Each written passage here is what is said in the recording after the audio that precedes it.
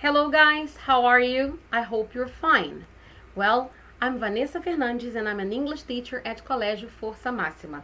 And today I'm going to teach you Module 6. So please, get your material. Olá pessoal, como vocês estão? Espero que vocês estejam bem. Eu sou a professora Vanessa Fernandes e leciono inglês no Colégio Força Máxima. Hoje eu vou ensiná-los o módulo 6, então, por favor, pegue seu material. Antes eu preciso avisá-los. Nesse momento eu vou fechar a minha câmera, tá? E vocês não vão mais me ver, ver a minha imagem, porque eu acho que dessa forma vocês podem se concentrar muito mais no material. Vocês vão só ouvir a minha voz e ver o material. Dessa forma não há tanta distração, ok? Espero que vocês tenham uma boa aula. So, have a nice class. So, here we are with Module 6. Bom, aqui estamos com o módulo 6. O módulo 6 foca em definites and dare to be. Bom, e como ele começa com o verb dare to be, a gente vai focar primeiro, então, na explicação dessa estrutura verbal, ok? O que significa, então, dare to be? Significa haver, mas no sentido de existir, tá? Em inglês é um pouquinho diferente do português, tá? No português, quando a gente fala assim, olha, tem um gato no meu quarto, né, que seja, a gente pode usar o verbo ter, né, que em inglês é have, mas no inglês a gente não usa o verbo have, has, nesse sentido de existência. Ele só é usado para indicar posse, tá? Por exemplo, I have a cat. Agora, se eu disser, tem um gato no meu quarto, eu preciso usar there is a cat in my bedroom, ok? Então, ter no sentido de existir, haver no sentido de existir, a estrutura é there to be, ok? E a gente tem nas formas afirmativa, negativa e interrogativa, e também interrogativa negativa. Se for singular, nós temos, there is. Na negativa, a gente tem there isn't. Na interrogativa, is there. E na interrogativa negativa, isn't there. O que significa isso? There is, existe. There isn't, não existe. Is there, existe. Isn't there, não existe, ok? E nas formas de plural, como é que é isso? There are, there aren't, are there, aren't there. Bom, se there is significa existe, there are, existem, ok? Existem. There aren't, não existem. Are there, existem. Aren't there, não existem. Ok? Vamos ler um pouquinho o que a apostila traz para vocês aqui sobre o dare to be. Ele concorda sempre com o substantivo que lhe seguir, tá? Então, se tiver o substantivo no singular, você vai usar o dare to be no singular. Se tiver no plural, vai usar no plural, ok? A conjugação do verbo dare to be, deixa eu ver aqui, em que pese sua impessoalidade e ausência de sujeito, segue as mesmas estruturas do verbo to be. O que ele está falando aqui? Quando não tem sujeito, por exemplo, o que a gente usa? Exemplo, it's raining. A gente usa a estrutura it's, ok? Então, ele vai seguir os mesmos padrões, tá? Dessa questão aí de não ter sujeito, ok? Então, vamos a um exemplo. There is some milk in the refrigerator. Então, o que significa isso? Existe um pouco de leite no refrigerador, tá? Note que a gente está com o verbo aqui, com there is no singular.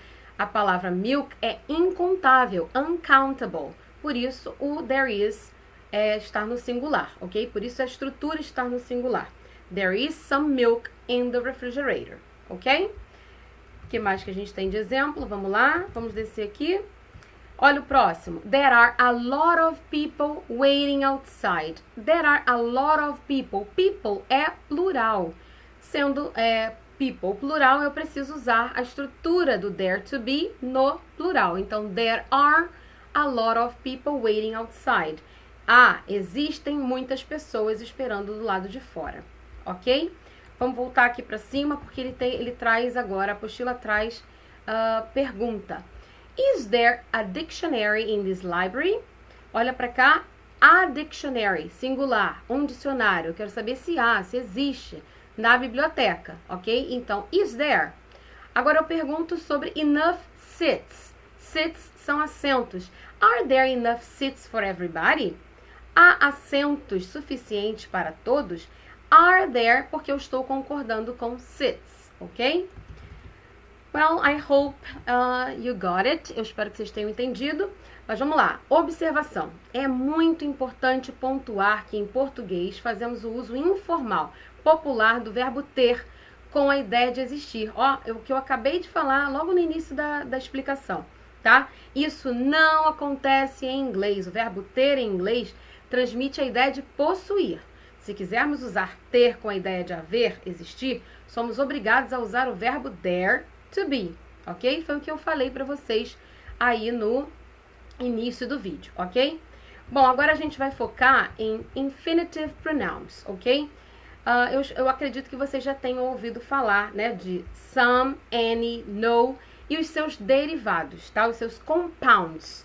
Então, os pronomes indefinidos em inglês são representados por some, any and no e seus correlatos, que são somewhere, somebody, something, anywhere, anything, nobody, nothing. Existem regras fáceis para sua utilização, tá? O que nós, brasileiros, sentimos muitas dificuldades em visualizar é o fato que em inglês não existe a dupla negação. Porque a gente não utiliza isso, né? No inglês não tem essa dupla negação que a gente utiliza o tempo todo, tá? Por exemplo, se eu disser there isn't anybody here, eu só tenho a negação no verbo isn't, ok? Se eu colocar there is no verbo na afirmativa, eu vou ter que usar nobody, por exemplo. There is nobody here. É o mesmo significado da frase there isn't anybody here.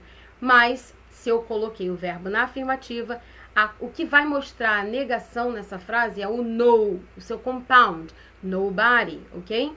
A gente vai chegar lá mais pra frente aqui na explicação, acredito que fique um pouco mais fácil visualizando.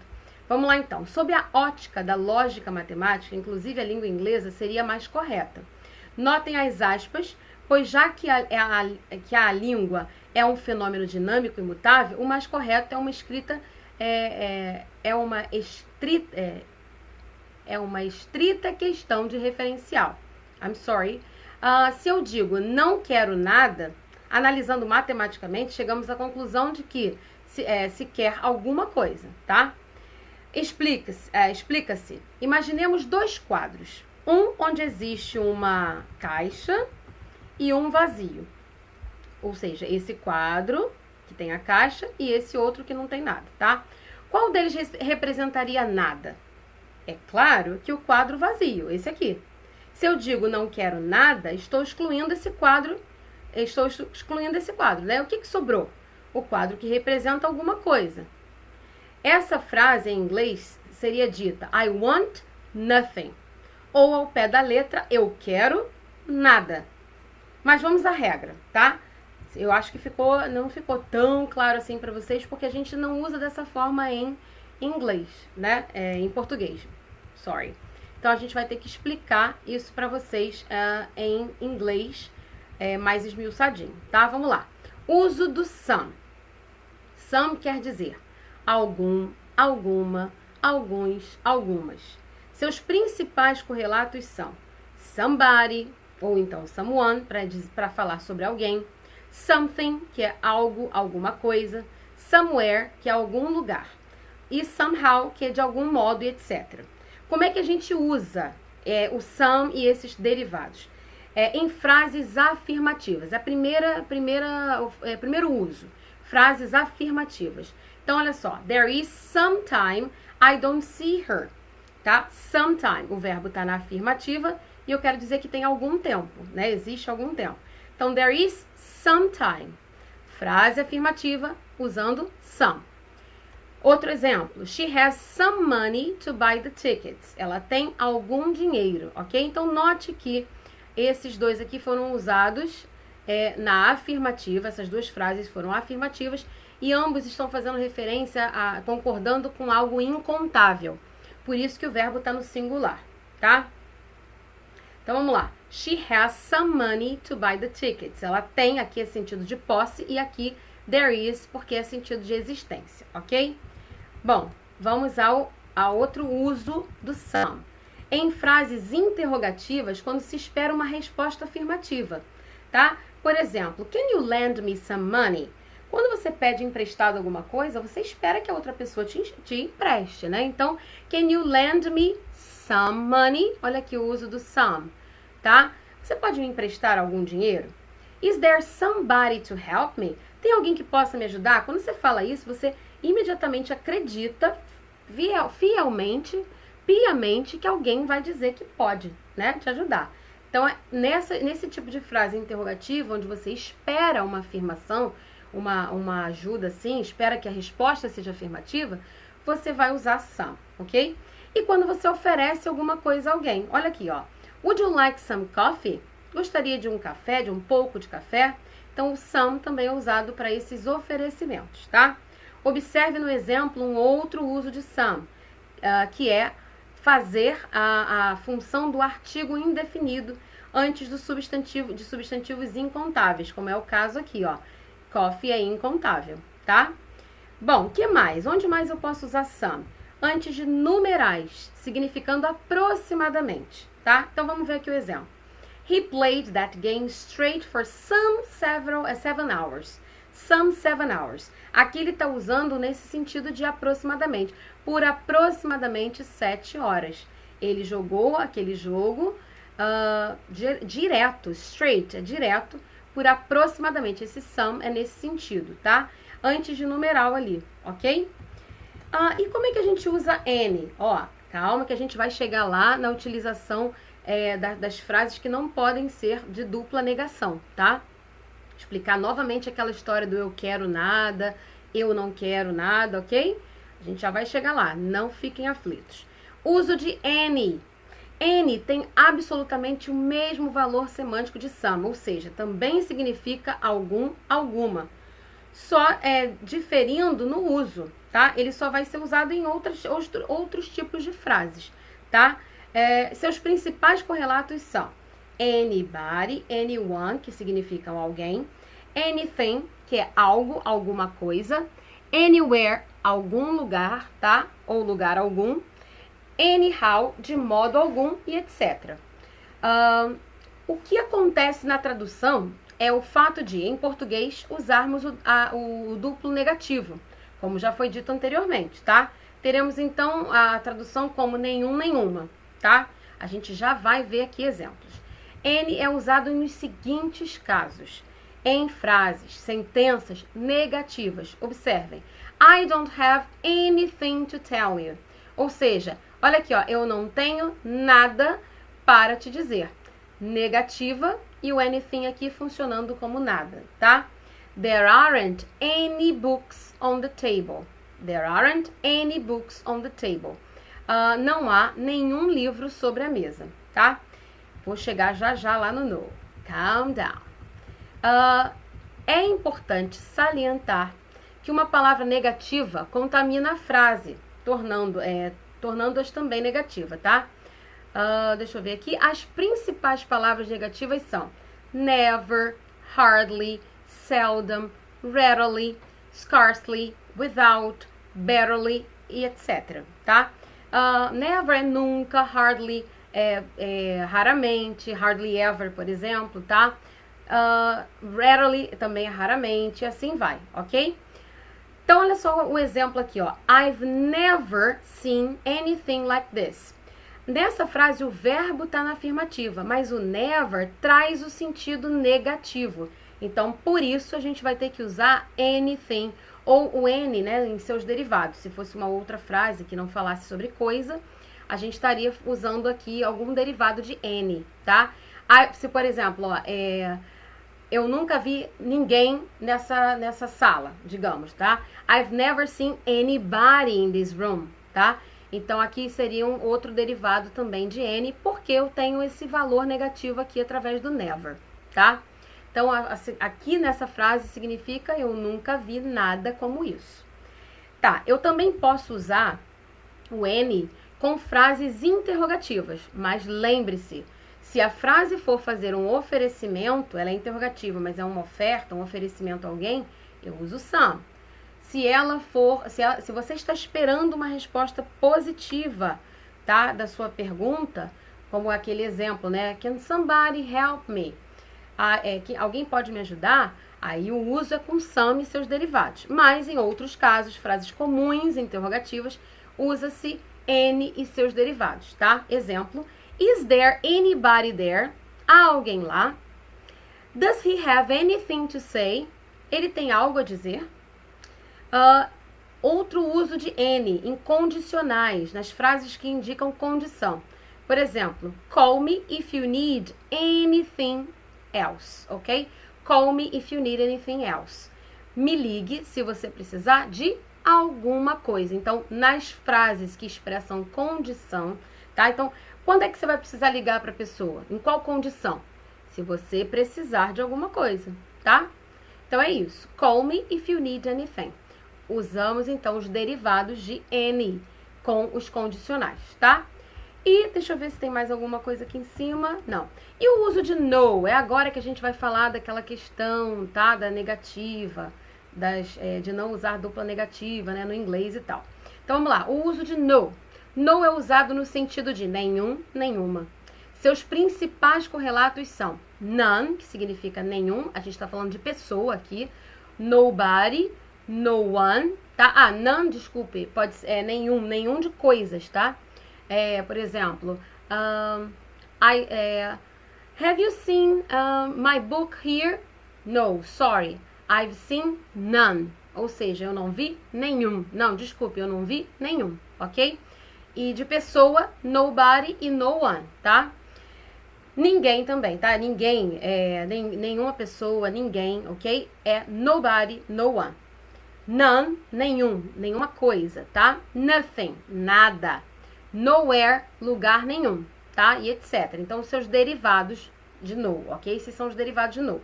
Como é que eles são usados? Em frases negativas, porém, com o verbo na afirmativa. Então, olha só. I have nothing to do with that. Eu não tenho nada a ver com isso. Observe que aqui, ó, em português, a gente tá falando duplamente negativo, ó. Eu não tenho nada. Nada não é uma coisa negativa, né?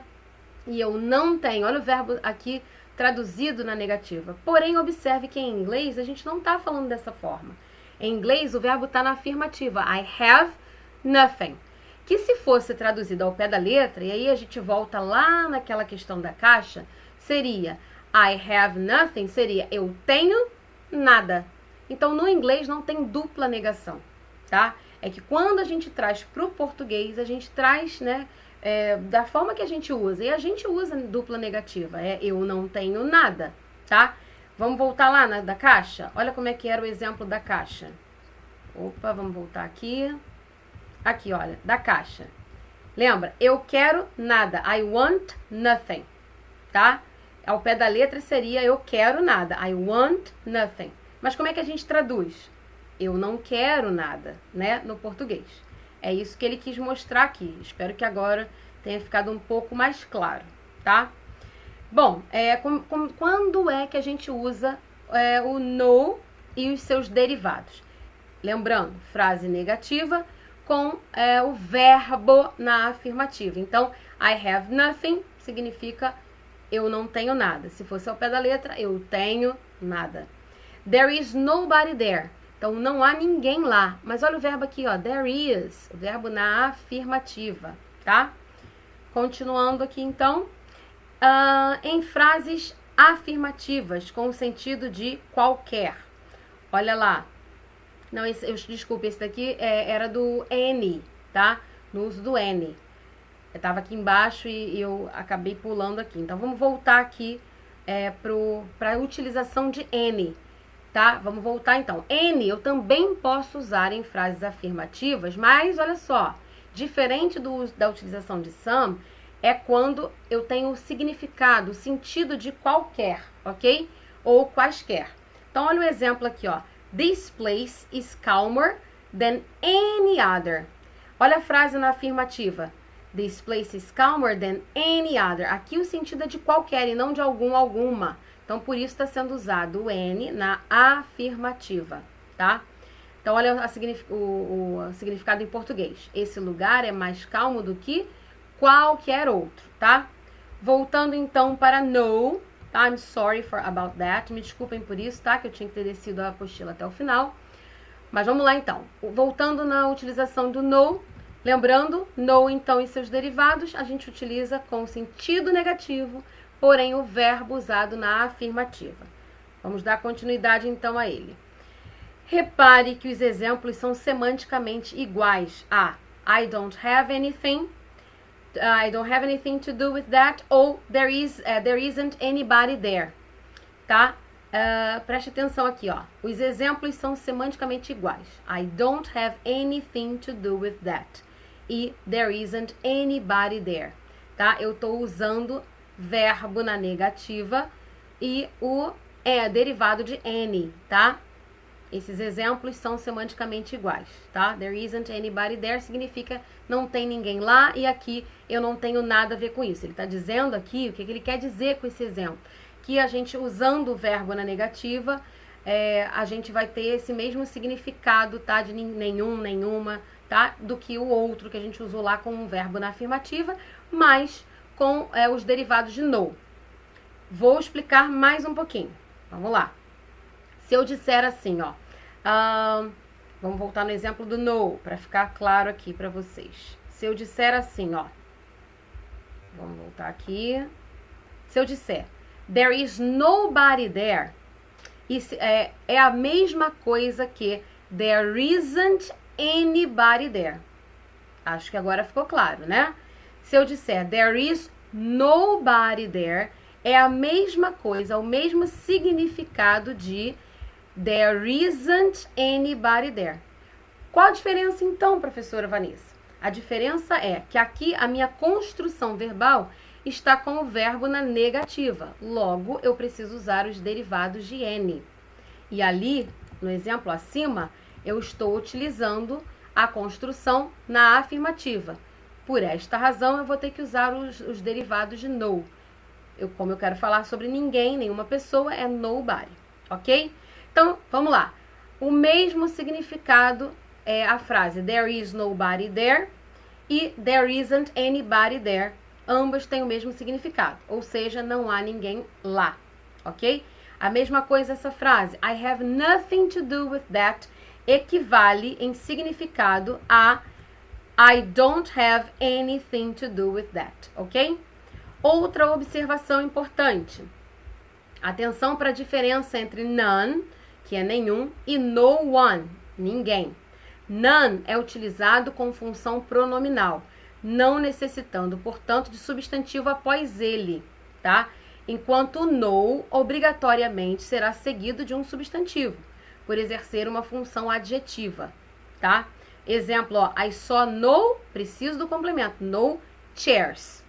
Ou I saw none, ou seja, eu não vi nenhuma, ok? Então, a pessoa está conversando, aqui é um diálogo, ó, vamos ver o diálogo. Did you see anybody there? Você viu alguém lá? I saw no one there. Aqui, ó, o no seguido de one, precisa dele aqui, tá? O no não pode ser sozinho. No one, tá? Para significar ninguém. Então, did you see anybody there? I saw no one there. Are there any chairs to sit? Há algumas cadeiras, há cadeiras para sentar? I saw no chairs. Se eu usar no aqui para falar de chairs, eu preciso trazer o substantivo logo em seguida, ó. Obrigatoriamente precisa ser seguido de substantivo. E se eu for falar, eu não vi nenhuma, tá? Aí eu não vou repetir a palavra cadeira. Então eu posso usar none. I saw none, ok? None, ok? Alright. Bom, aqui o módulo vai trazer algumas questões para vocês já resolvidas, para vocês entenderem. Como, por exemplo, she is used to she's used to taking notes. Ela costuma fazer anotações. She knows, olha lá, by heart. O que ela sabe? Ela não sabe nada de cor. Como você está vendo aqui, os derivados são de não, né? Mas a gente está falando de anotações. Então, o que a gente está se referindo? A coisas, né? Ela não sabe nada, by heart é de cor. Então, ela não sabe nada. Tá? Mas olha, note que o verbo está na afirmativa. Então, she knows nothing. O que é nada? Nenhuma coisa. Derivado de no para coisa, nothing. Então, é a letra C, tá? Notem que ela está acostumada a tomar notas, porque não lembra de nada de cabeça, tá? Bom, eu tenho para você, vou mostrar para vocês agora um PowerPoint que resume um pouco o que a gente falou aqui e eu acredito que fique mais didático, tá? Vamos lá ao PowerPoint então. Here we are. Indefinite pronouns. Então, olha só, esse quadro resume para vocês o que a gente acabou de ver, tá? E ainda traz aqui o everyone, everything, everywhere, que são os derivados de every, tá? Vamos lá comigo então, olha só. Se eu quiser me referir a pessoas, eu tenho esses pronomes indefinidos, ó. Se for na afirmativa, someone. Também tem somebody, tá, gente? Eu só tô resumindo aqui para ficar mais fácil, tá? Lembra que os equivalentes, né? Someone e somebody são equivalentes, tá? São iguais. Assim como anyone e anybody, tá? Vamos lá então. Se eu estiver me referindo a pessoas, tá? Alguém. Na afirmativa eu tenho someone. Na interrogativa e na negativa, anyone. Naquela negativa cujo verbo vem na afirmativa. Ou seja, uma frase cujo verbo esteja na afirmativa, mas o valor seja negativo. Então, derivados de no. Olha lá, no one. E se for falar de todo mundo, 100% das pessoas, everyone, ok? Agora, se eu for falar de coisas, things, eu tenho ó, something na afirmativa, anything na interrogativa e na negativa, nothing na negativa, porém com o verbo na afirmativa, e everything para falar de todo mundo, de 100% das coisas, todo mundo não, tudo, 100% das coisas, tá? E para places, lugares, eu tenho na afirmativa somewhere, na interrogativa e na negativa anywhere, naquela frase com verbo na afirmativa, porém com sentido negativo, nowhere. Exemplo, I'll go nowhere this summer. Eu vou a lugar nenhum nesse verão. Olha lá, eu vou, tá com verbo na afirmativa. Claro que no português a gente vai traduzir com dupla negativa. Eu não vou a lugar nenhum, tá? Mas o verbo ali tá na afirmativa. Nowhere, lugar nenhum. E everywhere, todo lugar, tá? Por exemplo, everywhere I look, I see her. Em todo lugar que eu olho, eu a vejo. Eu vejo a mulher, eu a vejo ela, né? No caso, no português a gente traduz eu a vejo. Então, everywhere I look, I see her. Em todo lugar que eu olho, eu a vejo, tá? Everywhere significa em todo lugar, ok? Próximo slide aqui traz exemplos para vocês. Olha lá. I have nothing to do this afternoon. Olha lá o meu verbo na afirmativa. I have nothing to do this afternoon. Eu não tenho nada para fazer essa tarde. Ao pé da letra, a tradução, eu tenho nada, tá? There isn't, ó, verbo na negativa. There isn't anyone at home. Não tem ninguém em casa. Is there anywhere we can go tonight? Há algum lugar que a gente possa ir hoje à noite? I looked everywhere, but I couldn't find my glasses. Eu olhei em todo lugar, em todos os lugares, mas eu não consegui achar os meus óculos. We use verbs in the singular in sentences with indefinite pronouns. Geralmente, a gente usa, olha, um verbo no singular com os pronomes indefinidos, tá? Bom, galera, essa foi a aula de hoje. Nas aulas ao vivo, vocês vão solucionar, né, resolver os exercícios, tá? E tirar as suas dúvidas. Se vocês tiverem dúvidas nesse conteúdo, anotem, falem com o professor que estiver dando aula para vocês ao vivo, nem que seja pelo chat, tá? Porque os professores que dão apoio no chat, eles passam para os professores que estão ao vivo falando, né, explicando, fazendo a resolução do exercício, e aí eles podem tirar as dúvidas de vocês. Espero que vocês tenham conseguido entender. Se você precisa entender um pouquinho mais, precisa ver de novo a aula, ótimo, é só voltar o vídeo, tá? Na explicação que foi dada, essa é uma excelente ferramenta para isso. Se a gente não entender de primeira, a gente pode voltar o vídeo e ouvir tudo de novo, tá? É diferente até de uma aula presencial, né? Na presencial você tem que pedir o professor para repetir, às vezes é mais corrido e tal, mas nessa ferramenta, né, de aula gravada, a gente tem esse recurso. Voltou a gravação, você consegue ouvir a explicação toda de novo, tá? Espero que vocês estejam todos bem. Tenham uma ótima semana, tá? E bons estudos. Well, see you in another time. Vejo vocês um outro momento, tá? Bye bye, guys!